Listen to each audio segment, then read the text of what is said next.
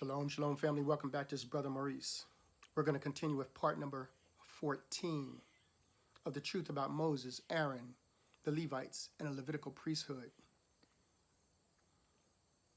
Where we left off, we were talking about all the things that were done to the Father's name.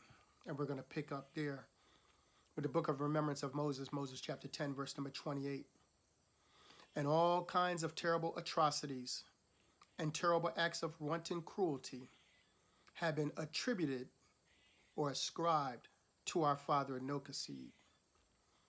And he is our gentle and loving one, who has the name Enochseed, and he is the great I am, loving kindness.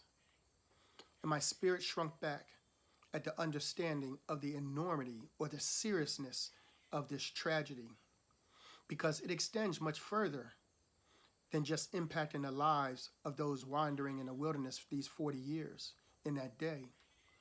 But now, for thousands of years, untold millions of people have viewed our father Enochseed in those blasphemous terms, and crimes too horrific to even think about have been done in his name and are attributed to our father Enochseed. Now let's go to the book of remembrance of Moses. Let's go to Moses chapter 13, starting at verse number 1.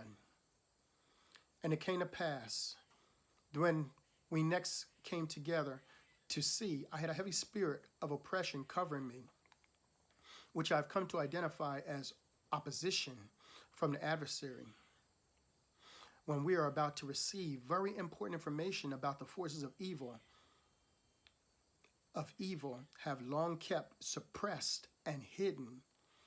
And it is usually at these times that I must rely on the fragments of the truth that remain in the written oral traditions that clearly show testimony of affirmation for the truth received.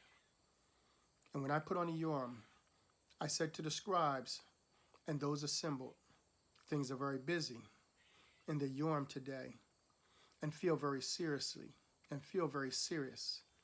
And it is a good thing that we have the Lord Motza, that's Christ, to be our teacher today.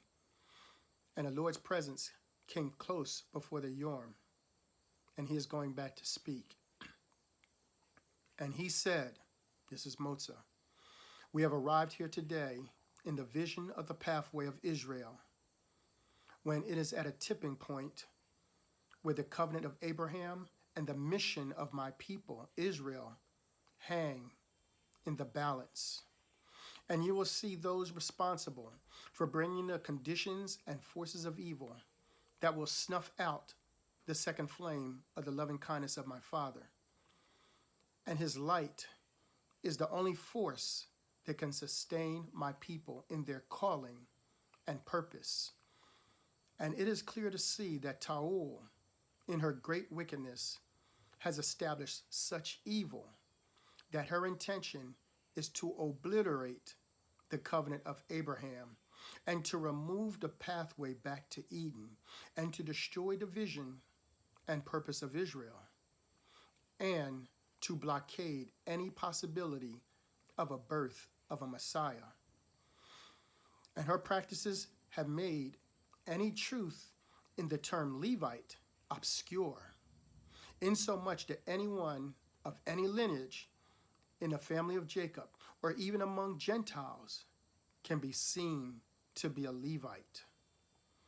And in this way, the warnings from the Lord that Jacob spoke of became unheeded.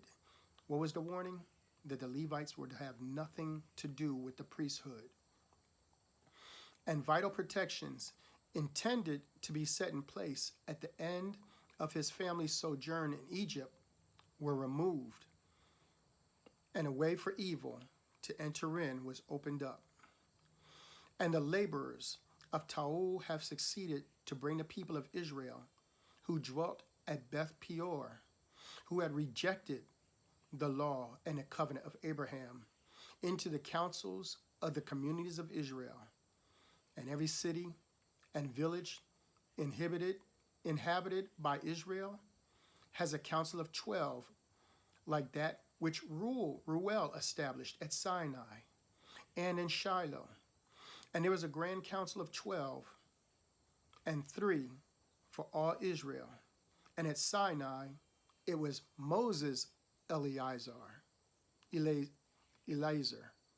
Joshua, and 12 men who qualified according to the righteous qualities laid out by Ruel.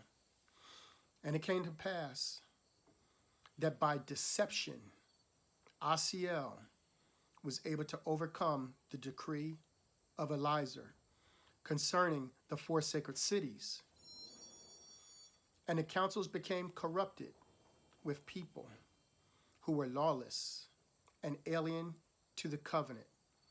And the divisions in Israel that were magnified at Sinai were more deeply rooted now and set permanently in place by Taul and Asiel, and those trained in warfare at Beth Peor supported these changes. And they said, we must take up weapons and form an army to take our land by force. We weren't supposed to do that. Nothing was supposed to be done by force. We're going to pick up in the next video. Shalom, family.